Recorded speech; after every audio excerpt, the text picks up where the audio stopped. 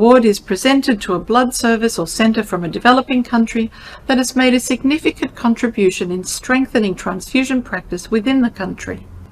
It enables blood services or centres to attend an international congress of the ISBT and to organise an educational symposium. This year's award is given to the Lifeblood Centre from Gujarat, India. We thank ISBT for recognizing our significant contribution in blood transfusion and your remarkable work to improve the safety of blood transfusion worldwide. Thank you. We thank from the bottom of our heart to all the officials of ISBT for presenting us the most prestigious Developing Country Award 2020.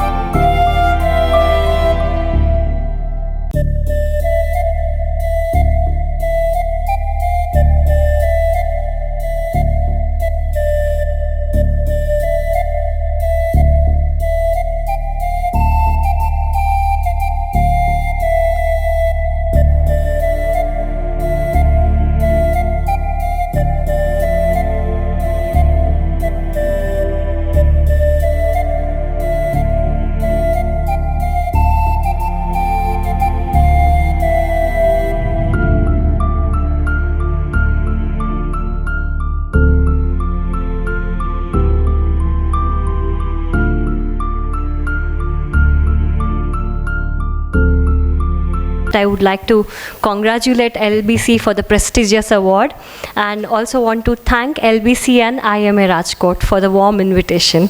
It is always great to be back home. So I'll be talking today about importance of PBM metrics and how to prepare and implement. So starting with the three important pillars of PBM. The first pillar is to optimize patients' endogenous red cell mass and early diagnosis and treatment of anemia pre-operatively in patients undergoing surgery with a high transfusion probability. The second pillar is to minimize the blood loss and control bleeding.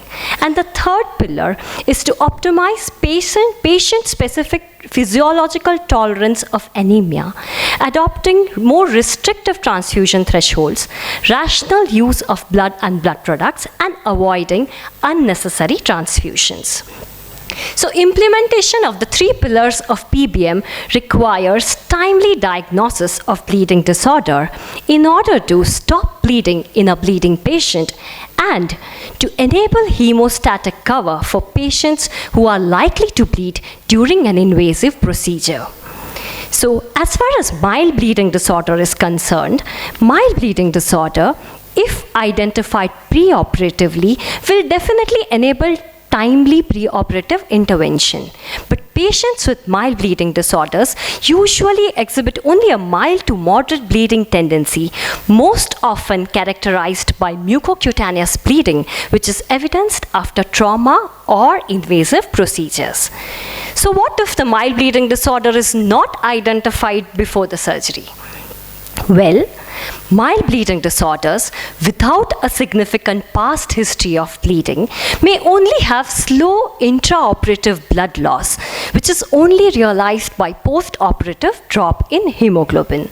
Such patients provide sufficient buffer of time to act and intervene, and as a result, they can be easily managed in a hospital with transfusion setup.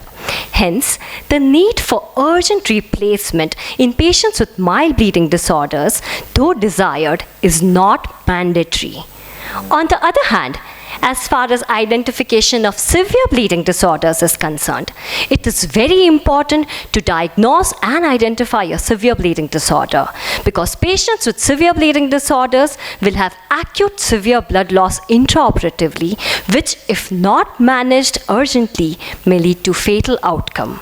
Hence, preoperative identification and diagnosis of severe bleeders is definitely mandatory, and it may also be required to refer these patients to a specialized diagnostic setup. So the healthcare institutions where bleeding is most often evidenced are operation theatres, wards, accidents and emergencies, ICUs and labor rooms. So do these places at least do the basic screening tests for hemostasis? And what are the mandatory tests which are required to identify the potential bleeders? Well, talking about the important screening tests of hemostasis, it includes the platelet count, the prothrombin time, which screens for the extrinsic and common pathway of coagulation, and the activated partial thromboplastin time, which screens for the intrinsic and common pathway. But what is the most important screening test? Anyone? The most important screening test is history. History is the key to understanding and diagnosing hemorrhagic disorders, because without any symptoms, an abnormal coagulation test result has no value.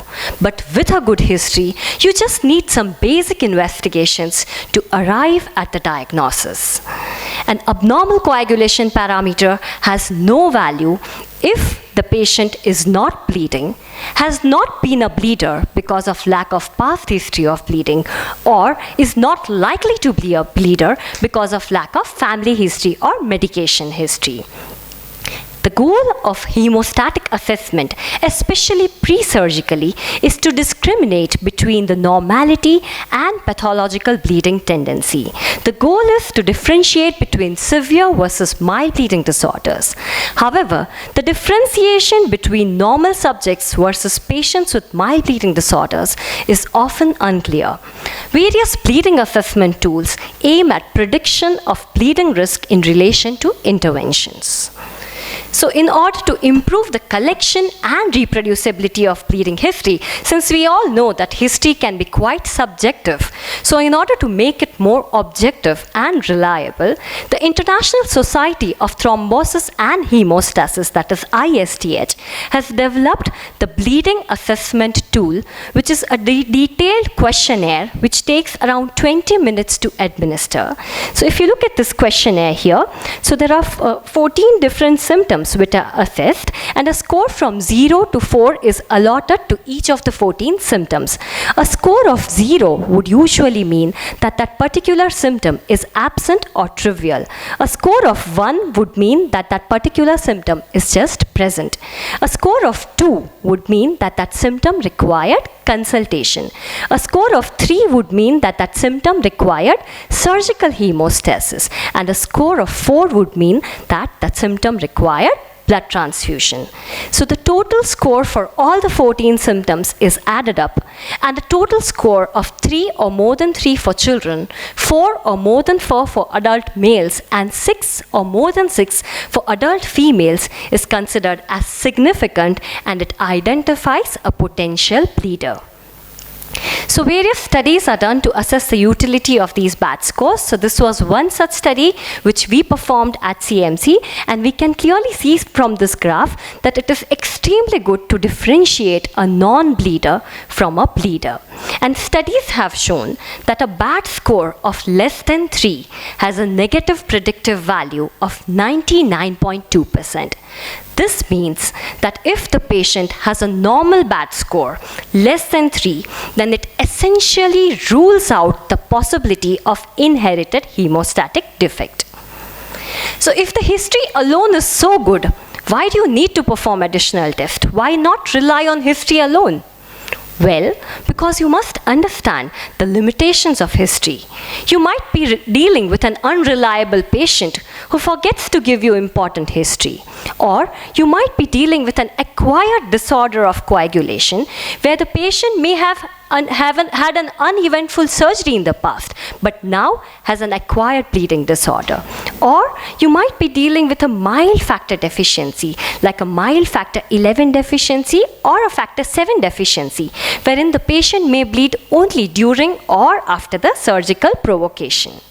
So, it is important to further improve the diagnostic efficiency of BAT score. As I mentioned, the BAT score has a negative predictive value of 99.2% when it is less than 3. But its efficiency can be further improved by addition of important tests like prothrombin time and activated partial thromboplastin time. When added to BAT score, they further increase the diagnostic efficiency and improve the negative predictive value to 99.6%. So let us look at some case scenarios to understand this better. Patient 1. This is a 75-year-old gentleman who complains of two days of weakness post-total hip replacement. He has a drop in hemoglobin, which had dropped to 8.9 gram per deciliter from a previous hemoglobin of 12.8 gram per deciliter. Intraoperatively, 2 units of blood were transfused, which corresponded to the drain collection. There is no significant past history of bleeding, so the BAT score is 0. Looking at his preoperative coagulation screen, the APTT is normal, but the PT is slightly prolonged. On further evaluation, it was found that the patient had a mild factor 7 deficiency, which was missed or overlooked preoperatively. Looking at patient 2, this is a 55-year-old gentleman who complains of weakness 2 days post total hip replacement. He also has a similar drop in hemoglobin and required 2 units of transfusion intra-op. The amount of transfusion corresponded to the drain collections. There is no significant past history of bleeding. Looking at his preoperative coagulation screen, the PT is completely normal, but the APTT is slightly prolonged, 38.7, and on further evaluation, he had mild factor 11 deficiency, which was missed or overlooked preoperatively. And looking at patient 3, this is a 69-year-old lady who complains of mild weakness 1 day post-total hip replacement. She also has a drop in hemoglobin to 7.9 gram per deciliter from a previous hemoglobin of 12.8, but her preoperative coagulation screen is completely normal. So comparing these 3 patients, it is very clear that morbidity-wise, the first 2 patients with mild factor deficiency versus the third patient with the normal coagulation profile, they are completely the same.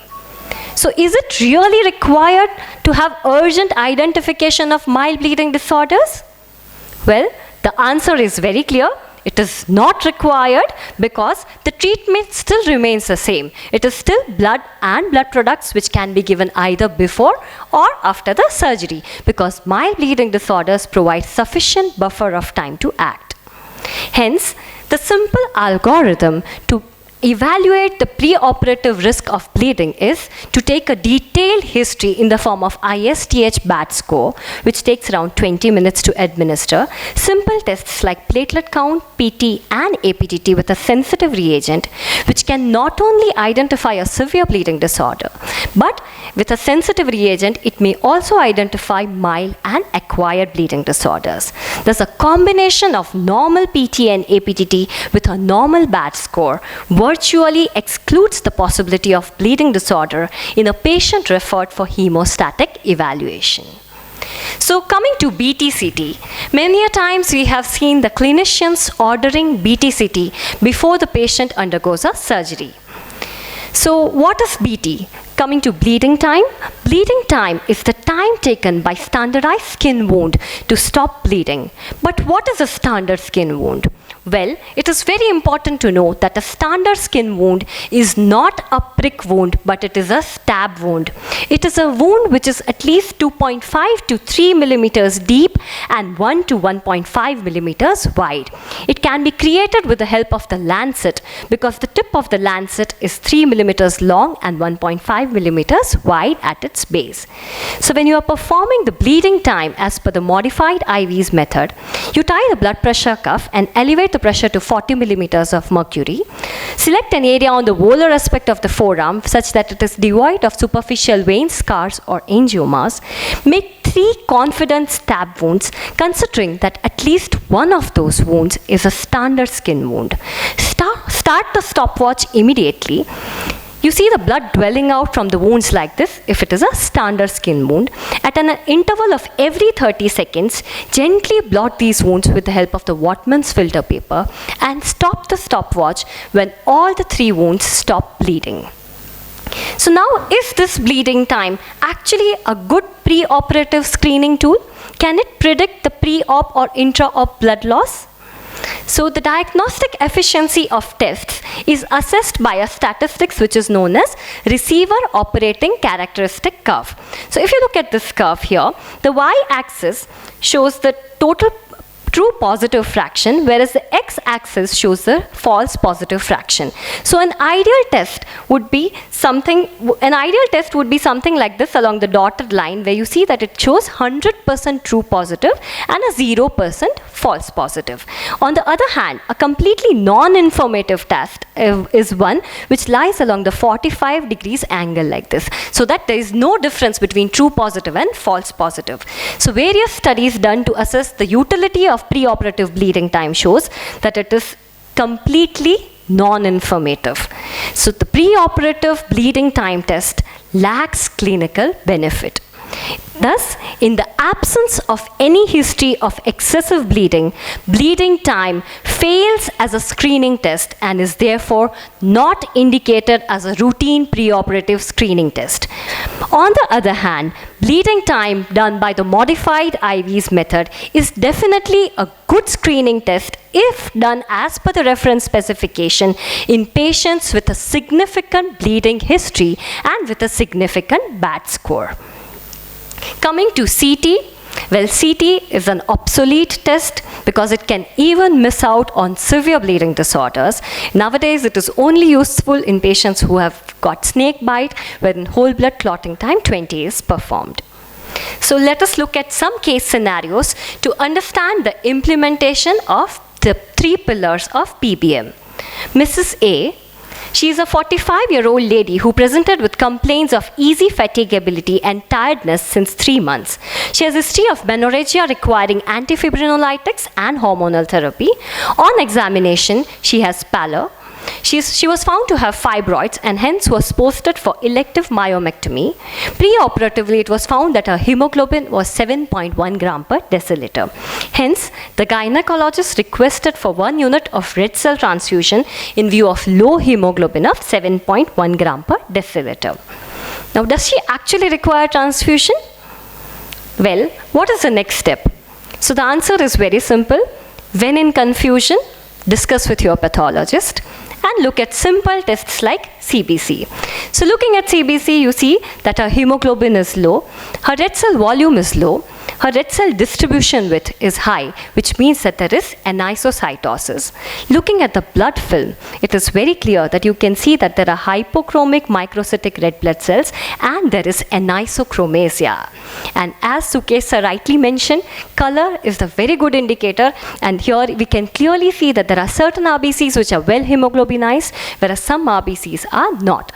And anisochromasia suggests that it could be iron deficiency. Looking at her iron studies, it was very clear the iron levels are low, ferritin is low, and TIBC is high.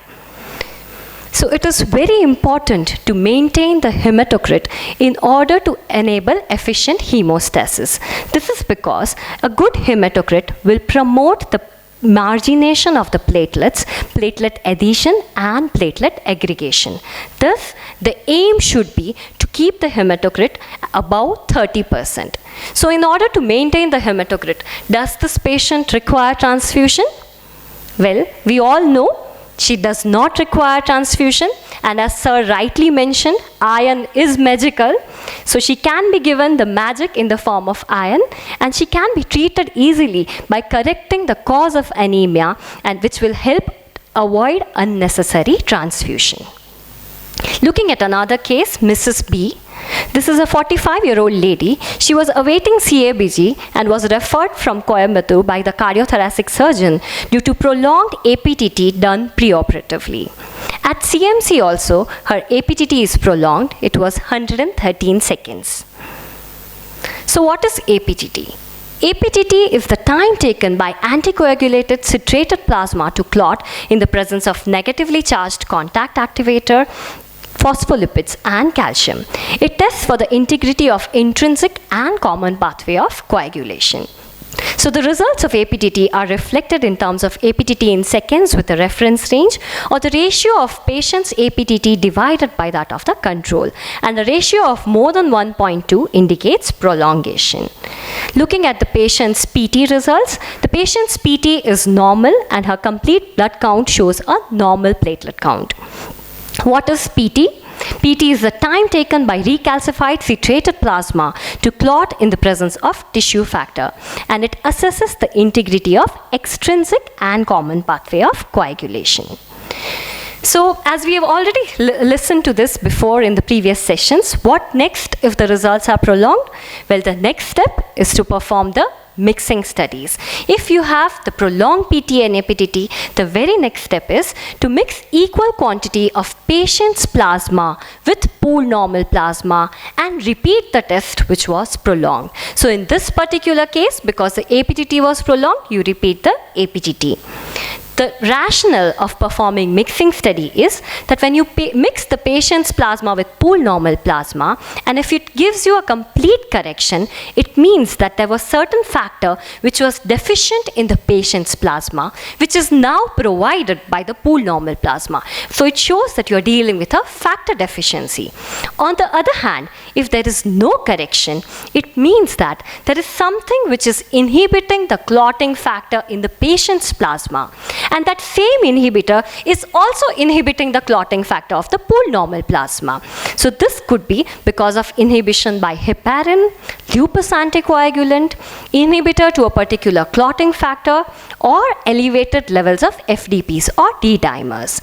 So it is important to perform mixing studies because it guides the treatment.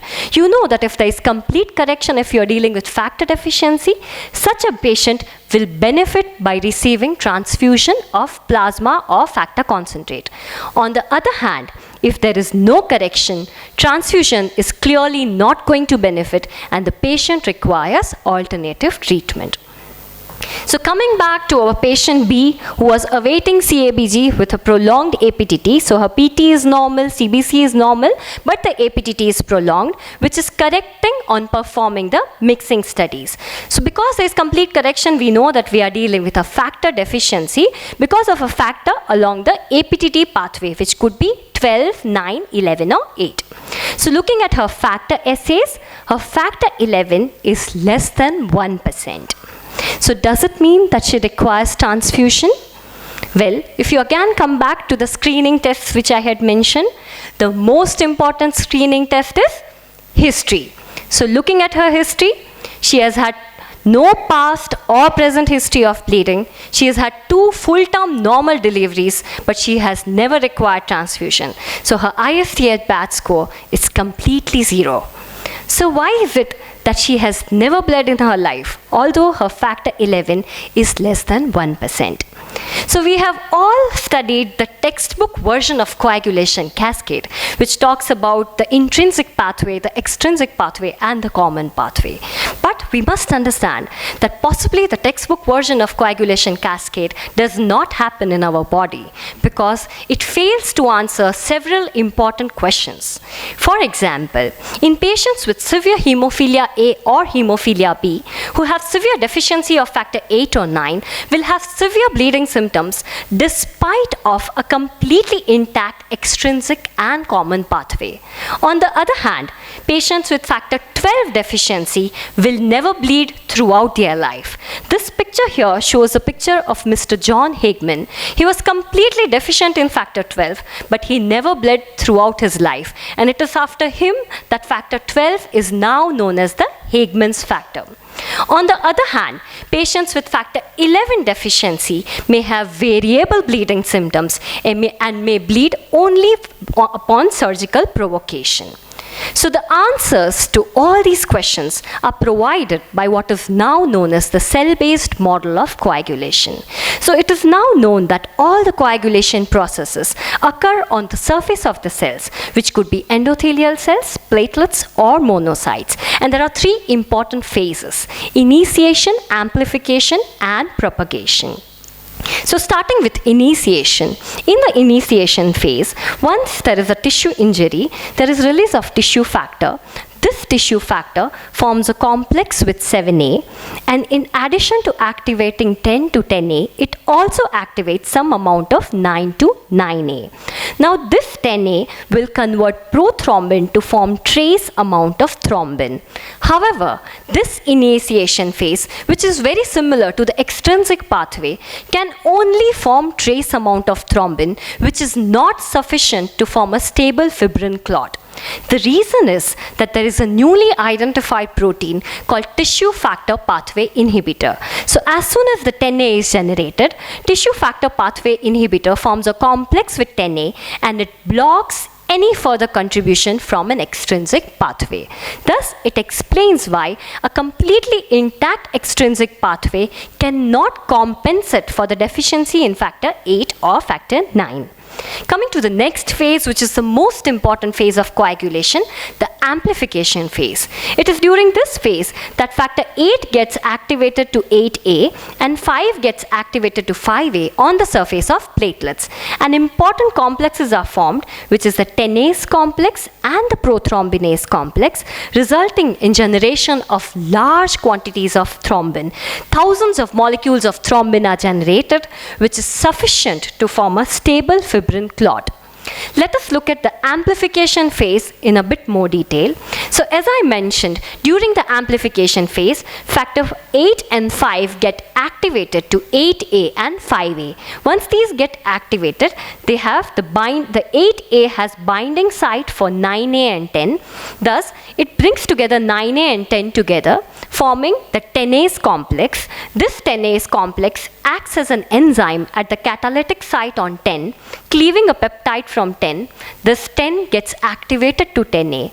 Now this 10A loses the affinity for 8A and it gains the affinity for 5A, forming the prothrombinase complex. This prothrombin gets converted to thrombin. Thousands of molecules of thrombin are generated, which are sufficient to form a stable fibrin clot, and the fibrinogen gets converted to fibrin. Thus, you can see that factor 8 and factor 9 are extremely important for the generation of thrombin. And coming to the last phase of coagulation, which is a propagation phase, it is only during this phase that there is role of factor 11. So the role of 11 is to continue the thrombin generation. It continues the production of the 10ase and the prothrombinase complex, thereby resulting in continued thrombin generation. However, if sufficient amount of thrombin is already generated in amplification phase, the role of propagation phase is almost minimal. Thus, the new pathway provides us with all the answers. There is no role of factor 12 in entire new pathway. Thus, it explains why a 12 deficiency patient will not bleed. There is sheer importance of factor 8 and 9. Thus, 8 or 9 deficiency will cause bleeding. And there is lesser role of factor 11. Coming back to our patient who was posted for CABG with a factor 11 of less than 1%. Now, if you look at her factor 8 and 9 levels, you can see that it is much above the reference range. It is almost in the prothrombotic range. So this explains why she is generating sufficient and large quantities of thrombin during the amplification phase, and she does not require any contribution from factor 11 during the propagation phase. Hence, she will not require transfusion and will not bleed during the procedure. Thus, understanding the cell-based model of coagulation helps in implementation of the pillar of PBM, which is to minimize blood loss and control bleeding. Let us look at another case scenario. Mrs. S. She is a 28-year-old lady who presented with postpartum hemorrhage. She has bleeding with severe coagulopathy after delivery. So since there is severe bleeding, the massive transfusion protocol is initiated and she is given shock packs wherein FFP platelets and packed red blood cells are administered in the ratio of 1:1:1. Her PTA and APTT become normal, but the bleeding continues. So why is it that she is bleeding even when the PTA and APTT have become normal? Well, we must understand that management of obstetric bleeding is often based on data derived from massive trauma, which results in initiation of massive transfusion protocol, wherein the red cells, FFP and often platelets are administered in the ratio of 1:1:1. Even the monitoring of obstetric bleeding is based on data derived from massive trauma, wherein the critical levels of fibrinogen for massive trauma is 100 milligrams per deciliter. When the fibrinogen is more than 100 milligrams per deciliter, you may have a normal PT and APTT. But you must understand that pregnancy is very different from massive trauma. Pregnancy is a completely different physiology. Number of changes happen during the pregnancy. During pregnancy, the levels of von Willebrand factors are elevated, fibrinogen level goes high, most of the factor levels go high, there is decrease in protein S, resistance to activated protein C, and increased plasminogen activator inhibitor. Thus, one size does not fit all. It is not correct to imply the massive transfusion-based, ratio-based transfusion protocol in a case of postpartum hemorrhage. So implying the PBM metrics helps to move from these irrational ratios to rational, goal-directed hemostatic therapy. So the clinical management using ratio-based transfusion protocols in pregnancy can actually create acquired coagulopathy.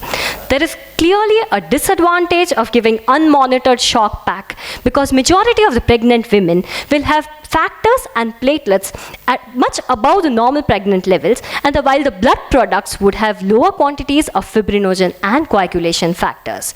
Moreover, uterine atony, which is the most common cause of postpartum hemorrhage, is likely to have no hemostatic abnormality, and early unmonitored FFP administration in such scenario can actually be dangerous.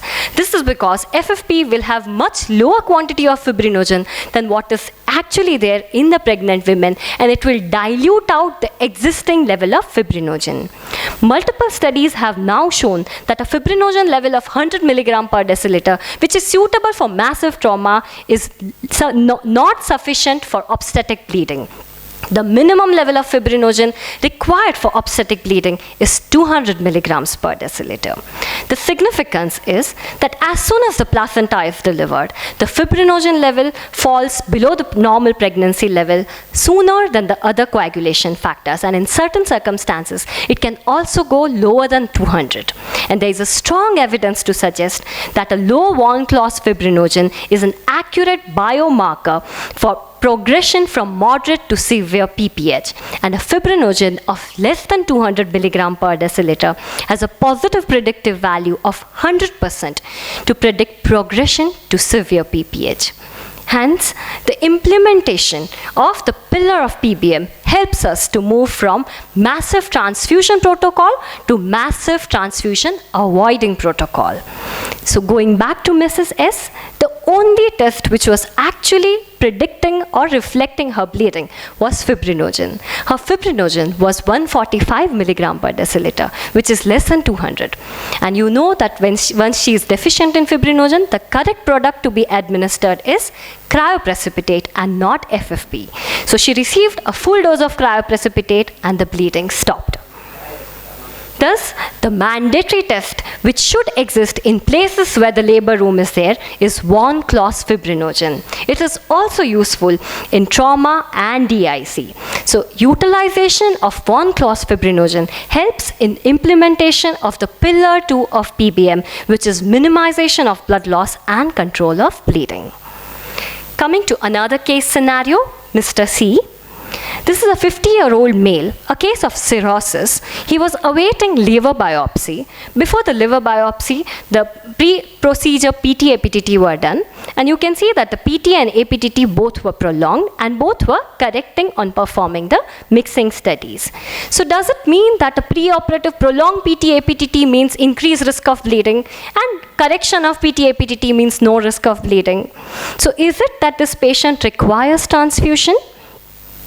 So we must understand the limitations of existing standard laboratory methods, which is PT and APTT. We now know that in vivo clotting is initiated by tissue factors in much smaller doses than in APT and not by contact activation as in APTT.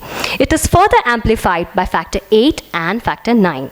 This clotting driven by minute quantities of tissue factor is a more accurate physiological representation of coagulation than PT and APTT. Thus, an ideal coagulation test is one which will have a defined normal range, which will represent primary, secondary, and tertiary hemostasis in the form of fibrinolysis, which will indicate the risk of thrombosis, bleeding, and is easy and precise. But we must remember that in the ideal world, there is nothing which is completely ideal. So, completely ideal test does not exist. However, there are attempts to develop assays which at least fulfill these requirements partially. So some of these are the viscoelastic tests which we have been hearing multiple times today. Two such automated, semi-automated instruments are available: the rotational thromboelastometry or the ROTEM and the thromboelastography or the TEG. So the principle of TEG and ROTEM is that the end result of the hemostasis process is a single product called clot. And the clot's physical strength, properties like the rate, strength, and stability will determine whether the patient will have normal hemostasis, hemorrhage, or thrombosis. So these tests utilize the principle of torque. We know that torque is tendency of a force to rotate an object about an axis. So looking at the principle of TEG and ROTEM, in TEG there is a cup which is oscillating through an angle of around 4 degrees every 10 seconds, and there is a pin which is suspended in the cup. It is stationary and it is suspended with the help of a torsion wire. In ROTEM, it is completely opposite. The pin is moving while the cup is stationary.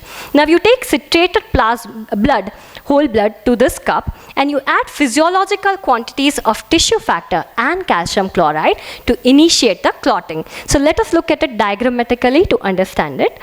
So you can see that in the first picture, the cup is rotating while the pin is stationary in TEG. Because the blood is still in the liquid stage, the pin is not moving. Now once you add the tissue factor and calcium chloride, it initiates the clotting. There is a clot formed which binds the pin and cup together, and as a result now the pin is forced to move along with the cup. Thus the torque of the rotating cup is transmitted to the pin through the torsion wire. This movement of the pin is recorded in the form of a tracing, which is the TEG or ROTEM tracing. So if you see here, the pin is not moving, and as the movement of the pin increases with the increasing clot strength, you get this tracing. So this is how it gives a tracing. And finally, once the clot lyses, there is fibrinolysis. Again, the clot collapses and you see the tracing coming back. So this is a rotational thromboelastometry plot. It has 5 important parameters. It is already discussed, but in brief, so here the x-axis shows the time in minutes to form the clot, and the y-axis shows the size of the clot in millimeters. So first parameter is CT, or the clotting time. It is the time taken to from 0 to 2 millimeters of clot. It is influenced by the clotting factors. The pink part is the clot formation time. It is influenced by clotting factors, platelets, and fibrinogen. Then the tangent drawn here is the alpha angle contributed by fibrinogen and platelets. The maximum amplitude here is the maximum clot firmness, which is contributed by platelets and fibrinogen. And finally, when the clot lyses, you see the lysis. So if you see here, this is a normal ROTEM graph. On the other hand, if you compare this with this, it is very clear that this is hypocoagulable because the CT is prolonged, CFT is prolonged, angle is low, and the MCF is high. If you compare this graph with this graph, it is very clear visually that this patient is hypercoagulable.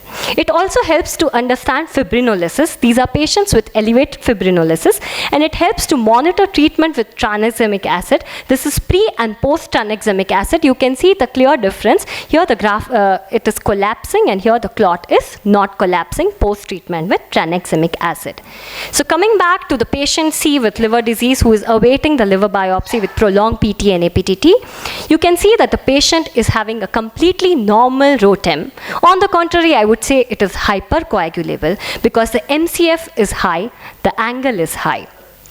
So is it that cirrhosis is an acquired bleeding disorder?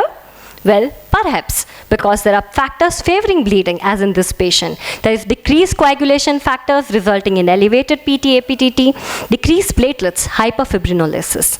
But we must also understand that there are also factors favoring thrombosis. There is decreased protein CNS, there is decreased antithrombin 3, and a rebalance of ADAM-TS13 and von Willebrand factor, and elevated level of factor 8. Thus, liver disease has a rebalanced hemostasis, which is not only rebalanced, but it is precarious. And in such conditions, the traditional tests like PT and APTT will overestimate the bleeding risk. Patients with cirrhosis are not auto-anticoagulated, and they are not at increased risk of bleeding. On the contrary, they may have risk of thrombosis. So the answer is very clear. Was the transfusion required in this patient with liver disease? Definitely no. So there was no need of transfusion, and we must implement the pillar 3. And finally, going to the last case, this is a 38-year-old male who had presented with history of inferior wall myocardial infarction elsewhere. So on evaluation in a nearby hospital after myocardial infarction, before CABG, it was found that his PT and APTT were prolonged. So the nearby hospital also performed the fibrinogen levels, and they found that the fibrinogen was low. Because the fibrinogen was low, he was given multiple transfusions, including FFP and cryoprecipitate. His brother, who is 42-year-old, also has history of MI. There is no bleeding history, and the BAT score is 0. He was referred to CMC in view of low fibrinogen. At CMC also, the PT-APTT is prolonged. The von Closs fibrinogen is 100 milligram per deciliter, which is low, but the fibrinogen antigen is high, which means that there is a discrepancy between the functional and antigen levels of fibrinogen, which means that there is dysfibrinogenemia. But the patient has completely no bleeding of history, but has a history of myocardial infarction. Looking at the patient's ROTEM, it is completely normal. So was transfusion of cryoprecipitate and FFP indicated in the patient? Well, perhaps now all of us have the answer. Probably it was a mistake, because if you look at the classification and the recommendations of inherited fibrinogen disorders, it is clearly known that patients with dysfibrinogenemia may have thrombotic phenotype. And in this particular patient, since the functional fibrinogen was more than or equal to 100 milligram per deciliter, there is normal viscoelastic results, there is no bleeding history, the BAT score is 0, and on the contrary, there is thrombosis.